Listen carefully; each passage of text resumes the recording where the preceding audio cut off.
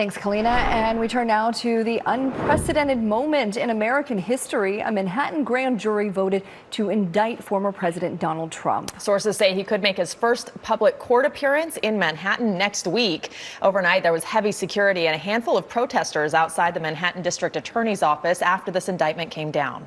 And over in Palm Beach at Trump's Mar-a-Lago estate, his supporters rallied out in the streets. We have live team coverage. Jared Hill joins us from outside the Manhattan Criminal Court, and Cara Finstrom is in downtown L.A. with reaction to the indictment here on the local level. But first, let's start with Chris Holmstrom with the very latest. Chris. Yeah, Marcy and Rudabay, CBS News sources say President Trump could be in a Manhattan criminal court as early as Tuesday. Now the former president is on the attack, calling the case a corrupt witch hunt. Manhattan District Attorney Alvin Bragg leaving his office Thursday evening, not long after he confirmed the bombshell announcement that former President Trump was indicted. It is a moment in history. We've never before had a former president indicted for criminal charges. President Trump is facing charges in connection with accusations he illegally paid off adult film star Stormy Daniels just before the 2016 election to keep her silent after the two had a sexual encounter. Prosecutors claim Trump's former attorney, Michael Cohen, paid Daniels $130,000 and then say Trump falsified business records to pay him back to then hide a campaign finance violation. Cohen went to prison in connection with the case. Indictments are filed under seal, and we won't see the precise charges until the initial appearance.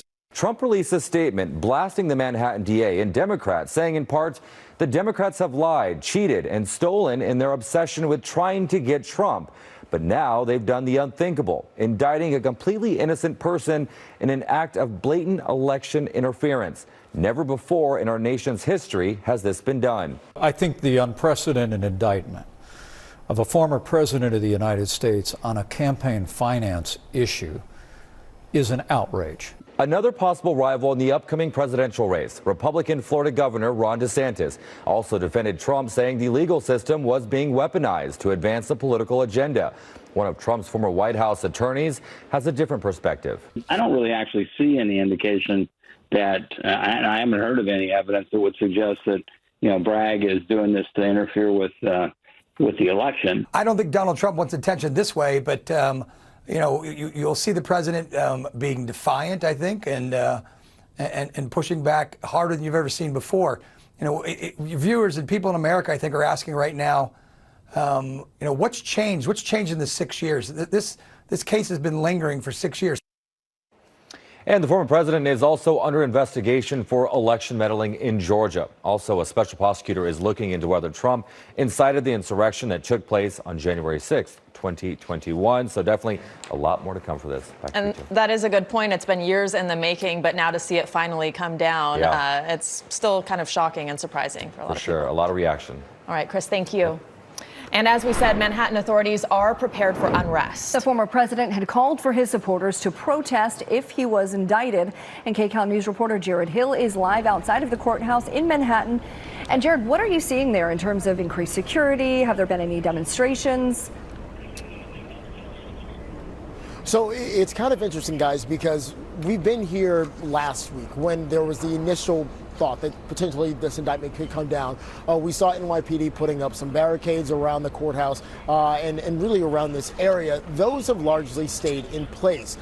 We also haven't really seen any significant protests here. There have been one-offs with a couple of individuals here and there, but by and large, people didn't really heed the former president's calls to come out to the streets. Now, a big question is going to be, as we anticipate this arraignment to be happening at some point early next week, possibly on Tuesday, will we see more individuals gathering over the course of the weekend coming here?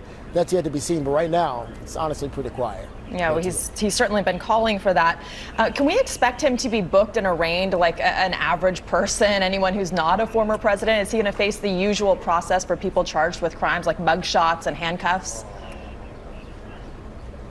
So by and large, yes. I mean, I think the question of sort of how much of a circus this becomes really is going to be left up to former President Trump and his team in essence. There's some reporting from the Associated Press that the DA's office wanted him to come in today, but Secret Service said they still needed a couple of days to get some of the security protocol together. And that's why we are expecting this to happen on Tuesday, which in its own right showcases just how different of a situation this is in particular. The fact that you do have this Secret Service detail going with them. Now, on top of that, we are expecting to see things like fingerprinting, a booking photo as well. The handcuffs, again, that's going to be a question mark because we don't know just how much of this will be public. An arraignment likely will happen. That's expected to be short. It's not anticipated that the former president will be sent to jail because of this, likely released after that arraignment. But again, all of this is so new that we don't really know what this will look like. Back to you. And Jared, has there been any reaction yet from the White House after the announcement of the indictment?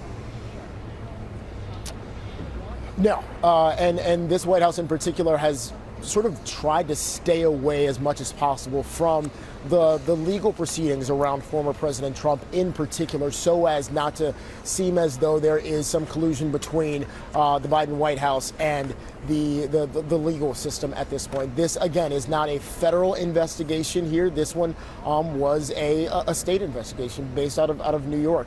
And so the White House has not yet commented on this. It'll be interesting to see what they do end up saying because, again, they have been making a pretty solid effort to remove themselves as much as possible from these investigations. Back to you.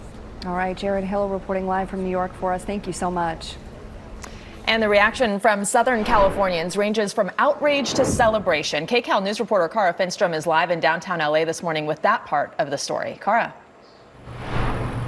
Good morning. That's right. We're starting to hear reaction from all across the state. Lawmakers on both sides of the aisle characterizing the indictment as everything from justice to a witch hunt.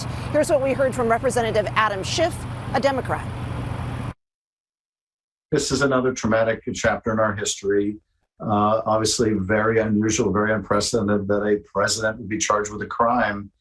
But it is also a validation of the principle that no one's above the law. And he should be held accountable. Let the justice system do its work. House Speaker Kevin McCarthy, a Republican, put out this statement saying Alvin Bragg, that's Manhattan's DA, has irreparably damaged our country in an attempt to interfere in our presidential election. Going on to say, as he routinely frees violent criminals to terrorize the public, he weaponized our sacred system of justice against President Donald Trump. Former President Donald Trump, an announced candidate in the next election, had been telling supporters he believed charges were coming. And as the news broke, numerous local leaders urged the public not to celebrate the indictment or to turn to violence, calling for calm as the process moves forward. Here's some of what we heard on Southland streets. Well, I figured it would happen back when he said he was going to get arrested. I just think it's a joke. They just out to get him, stop him from being president again. I would assume that they have enough evidence to, lock him up. I'm inclined to believe that the system is fair, in this sense. So be it he's innocent or not, that's what the court is going to, show. Of course, all this just beginning to unfold. We will keep that reaction covered for you. Back to you. Plenty of it, Cara. Thank you. And we are tracking new developments on the Trump indictment here on KCAL News. You can always find the very latest updates on KCALnews.com. CBS 2 is now CBS Los Angeles. CBS News Los Angeles, your local news, streaming wherever, whenever.